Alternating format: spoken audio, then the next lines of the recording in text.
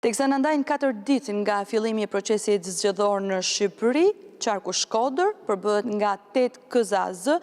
Ne ndodhemi në KZAZ numër 2, vendosur në Pallatin e Sportit Qazim Dervishin, në të cilën kanë mbërritur të gjitha materialet zgjedhore. Nga 8 komisione zonale të administrimit zgjedhor që ka qarku Shkodër, 4 prej tyre janë të vendosura në qytet. ZAZ-ja numër 2 është më e madhe dhe administron 106 qendra votimi, ku përfshin kryesisht njësitë administrative të Bashkisë Shkodër. Kryetari i saj, Gazmir Jahiçi, tregon mbi administrimin e materialeve zgjedhore. Këtu kemi 106 qendra votimit, janë 71.000 votues. Materialet zgjedhore, siç po shihni edhe ju kanë ardhur.